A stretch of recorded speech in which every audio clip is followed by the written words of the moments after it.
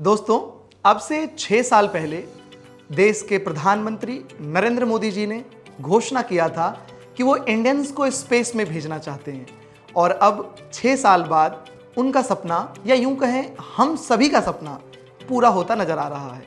आपने भी देखा होगा कि हाल में प्राइम मिनिस्टर नरेंद्र मोदी ने देश के सामने 4 अंतरिक्ष यात्रियों को प्रेजेंट किया जो भारत की ओर से स्पेस में यात्रा करने वाले हैं। ये वायुसेना के 4 जाबांज जिनका नाम है ग्रुप कैप्टन प्रशांत बालाकृष्णन नैयर, ग्रुप कैप्टन अजित कृष्णन और ग्रुप कैप्टन अंगद प्रताप और इनके साथ विंग कमांडर शुभांशु शुक्ला भी शामिल हैं। दोस्तों, बचपन से हम राकेश शर्मा, कल्पना चावला और सुनीता विलियम्स की कहानी सुनकर बड़े हुए हैं। देखा जाए तो राकेश शर्मा पहले और एकमात्र ऐसे भारतीय हैं जिन्होंने 1984 में यानी 1984 में स्पेस में पहली बार कदम रखा था और ये एक रशियन स्पेसक्राफ्ट में बैठकर यात्रा करके आए थे। इसके बाद कल्पना चावला और सुनीता विलियम्स ऐसे 2 इंडियन अमेरिकन थे जो अमेरिकन स्पेस एजेंसी नासा, लेकिन इस बार इंडिया के लिए गगनयान अंतरिक्ष मिशन इन सबसे खास होने वाला है। दोस्तों, गगनयान मिशन इंडिया की पहली मानव रहित अंतरिक्ष मिशन यानी मैन्ड स्पेस फ्लाइट है। देखा जाए तो 4 दशकों के लंबे इंतजार के बाद इंडिया स्पेस में कदम रखने के लिए फिर से तैयार है और जैसा कि प्राइम मिनिस्टर मोदी ने कहा भी है कि इस बार रॉकेट भी हमारा है, काउंटडाउन भी हमारा है और टाइम भी हमारा है। इसीलिए ये मिशन और भी अहम हो जाता है। साल 2023 में भारत चंद्रयान 3 मिशन के तहत चांद पर पहुंचा। ना सिर्फ पहुंचा बल्कि हमने सफल लैंडिंग भी करवाई, जिसके बाद भारत चांद पर लैंड करने वाला दुनिया का 4था देश बन गया है और साउथ पोल पर लैंड करने वाला दुनिया का पहला देश बन गया। तो आइए आज की कहानी की शुरुआत हम आज के एपिसोड के हीरो गगनयान से शुरू करते हैं। चंद्रयान 3 के बाद भारत अब अपने नेक्स्ट प्रोजेक्ट गगनयान पर जोर शोर से काम कर रहा है। आप सभी जानते हैं कि हम लोग इस सदी में या यूं कहें कि अब देश के 140 करोड़ लोगों की उम्मीद का ये तारा है। ये पहला ऐसा मिशन है जिसमें भारत की धरती से 3 लोगों को 400 किलोमीटर पृथ्वी के ऑर्बिट में 3 दिन के लिए भेजा जाएगा और उसके बाद इंडियन ओशन पर इसे वापस लैंड करवाया जाएगा। अमेरिका ने अपने प्रोजेक्ट मरकरी के तहत अपनी पहली मैन्ड स्पेस फ्लाइट लॉन्च किया था, या यूं कहें कि मानव रहित जो है उसकी यान लॉन्च की गई थी। उसमें उन्होंने 18,000 करोड़ रुपए, लगभग 18,000 करोड़ रुपए खर्च किए थे। लेकिन इंडियन स्पेस एजेंसी इसरो ने गगनयान को पूरा करने में मात्र 9,000 करोड़ रुपए खर्च करने की योजना बनाई है।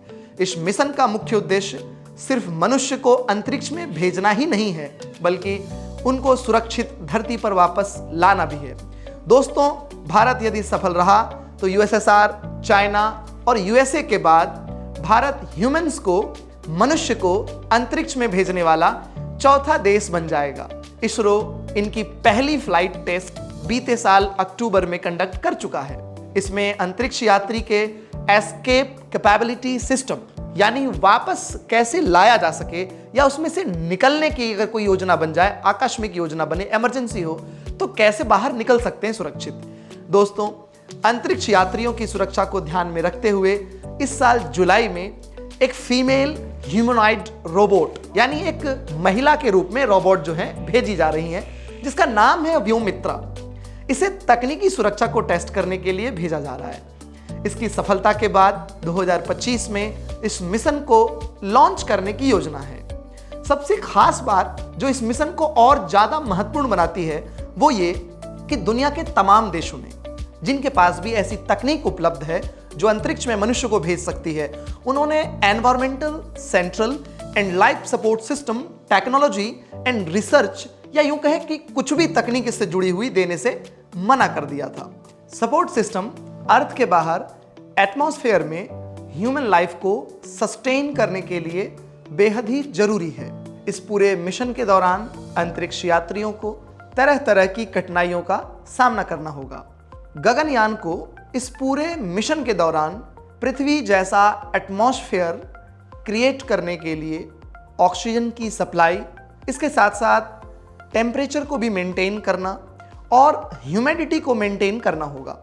एक ग्रेविटी फील्ड से दूसरी ग्रेविटी फील्ड में ट्रांजिशन के दौरान एस्ट्रोनॉट्स की बॉडी पर बहुत ज़्यादा नेगेटिव इम्पैक्ट पड़ता है।